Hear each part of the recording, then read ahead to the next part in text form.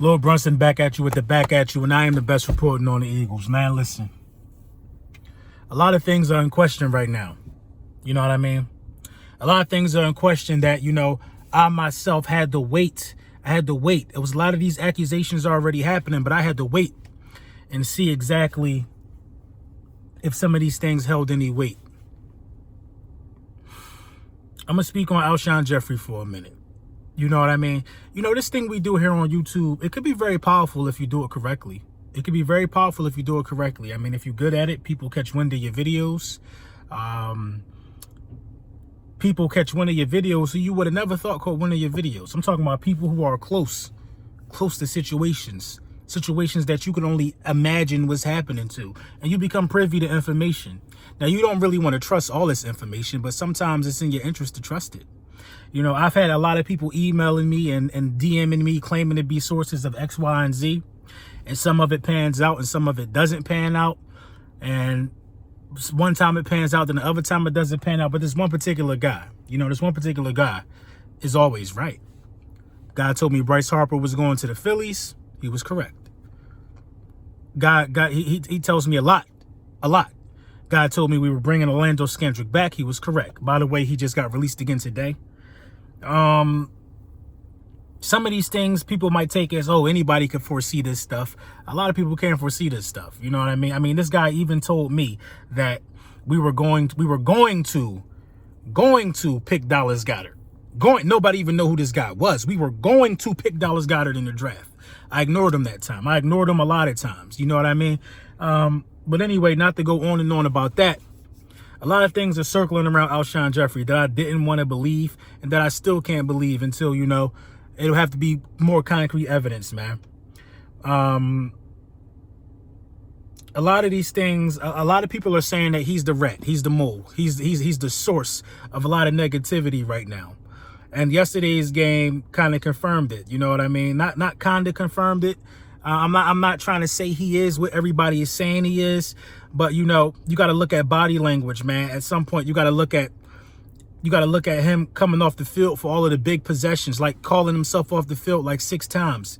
You got to look at him on the sideline for 3 straight plays. If you're the best wide receiver we got, if you're not hurt, why are you on the sideline? You don't need that much of a breather. You know what I mean? Look at his interaction with Nelson Aguilar. A lot of people are saying he's yelling at Nelson Aguilar.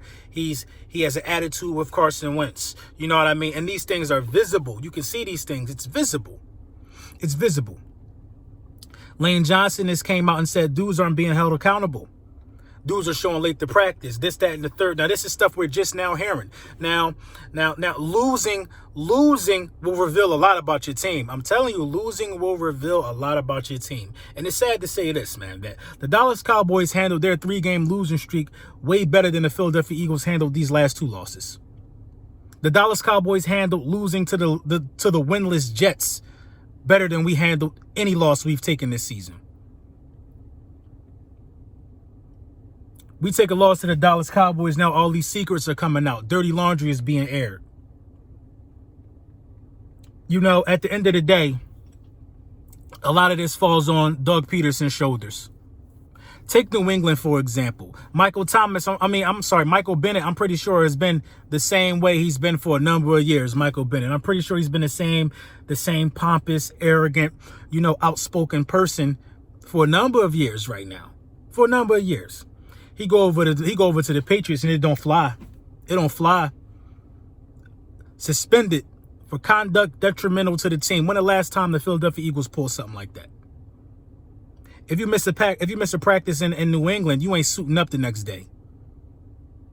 It will be some punishment administered. If dudes are not coming to practice on time, if dudes are doing this and dudes are doing that, some type of punishment got to be administered. It's time to stop offering people ice cream.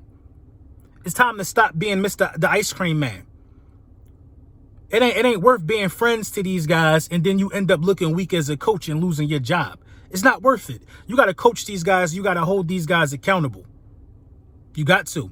You got no problem holding somebody expendable accountable like Orlando Scandrick, who just got released. You got no problem saying that he didn't do well. What about Miles Sanders? I understand he's a rookie and you don't want to hurt his confidence, but we all know that he don't deserve to be on the field more than Jordan Howard. We all know this. We got no problem. We don't hold the offensive line accountable. They were walked through yesterday. They were turnstiles. All of them were turnstiles, in my opinion. Got no, you know what I'm saying? We you know what I'm saying? It seems like we held Arcega-Whiteside accountable. We don't even throw balls to him. We don't even see what he got. Everybody needs to be held accountable the same exact way. I'm almost on the fence to get. I want Boston Scott to get more touches than Miles Sanders at this point. The favoritism game has killed this roster, man. It's killed this roster. Seriously, it's killed this roster. You know what I mean? And things are missing from the offensive playbook and the offensive structure of this football team that is causing us to lose games. Where is play action? Where is the play action at? With the limited vertical threats that we have right now, it would be ideal for us to try to run the ball. And we should be the #1 play action team in football. Just looking at the roster and the injuries we got alone. Where I have yet to see a hard fake to a running back and a play action pass where Carson Wentz rises up, where we suck the defense in to go after the run. Carson Wentz rises up and we get a completion. I've yet to see that out of this offense. I've yet to see Miles Sanders' number be called on the screen. What is going on with the offensive play calling that we can't start a football game strong? Look at the success the Indianapolis Colts are having right now. And look at how we've been since we lost Frank Reich. Since we lost Frank Reich, we have not been able to start a football game off fast. Since we lost Frank Reich. I wish Deshaun Jackson had played more games because I'm honestly inclined to see if it would still be this bad with Deshaun Jackson. Oh, if we get in the hole, we just throw it up to Deshaun Jackson. You know what I mean? I'm not trying to hear this theory that people don't want to play hard for Carson Wentz. People don't want to play hard, period. If you don't want to play hard for Carson Wentz, you don't want to play hard for the Eagles. You don't want to play hard for Doug Peterson either. That's not an excuse. You should want to go out there and do your job. If you don't do your job, you should be replaced.